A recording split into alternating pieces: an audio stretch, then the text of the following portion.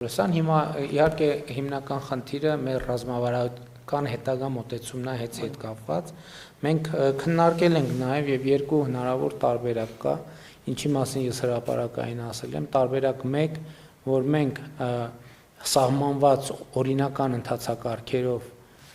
հետը ամբողջությամբ դարձնենք պետական սեփականություն, որից հետո շատ կարևոր բան է, պրոֆեսիոնալ կառավարիչ ոլորտի հրավիրենք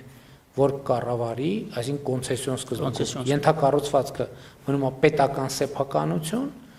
լինում է պետական սեփականություն եւ կառավարվում է պրոֆեսիոնալ ընկերության կողմից, իհարկե կառավարության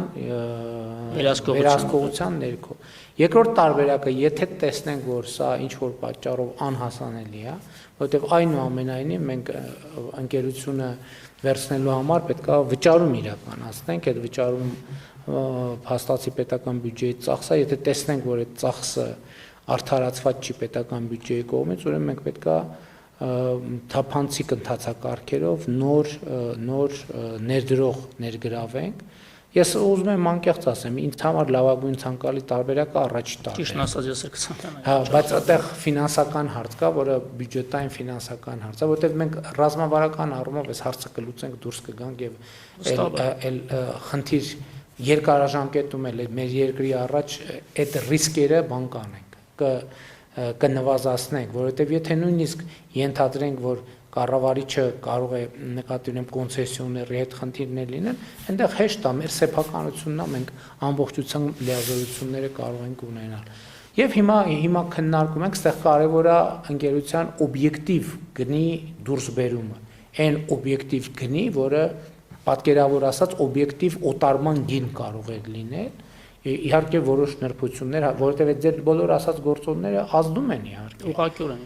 Ազդում են նաև այն, որ ընկերությունը փաստացի այնպիսի գործողություններ արել, որ ակնհայտ հիմնավորված որոշմամբ լիցենզիայից զրկվել է, որովհետև այդ լիցենզիան էլ շատ, եթե չասենք ամենակարևոր, ինքը այդ արժեքի մի շատ ծանրակշիռ մասն է։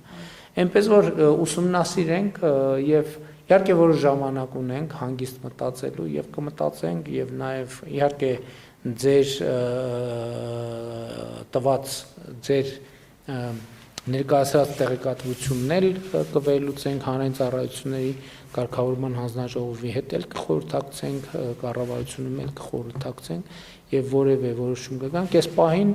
ես ուզում եմ, որ համոզված լինել, չնայած համոզված եմ, որ սպառողների իրավունքների հետ կապված մեր նախորդող շրջանի հետի բաց թողումների վրա առանձնակի ուշադրություն դարձնեք, որ մարդիկ նաև զգան գործունեության եւ այս փոփոխությունների դրական ազդեցությունը իրենց վրա։ Իհարկե շատ մանրամասներ կան, հսկայական ենթակառուցված կա տասնյակ հարցերով, տասնյակ շերտերով, եթե ոչ ավելի, այդ բոլոր շերտերին մենք հերթով կանդրադառնանք եւ հաջողություն եմ մաղթում ձեր գործում։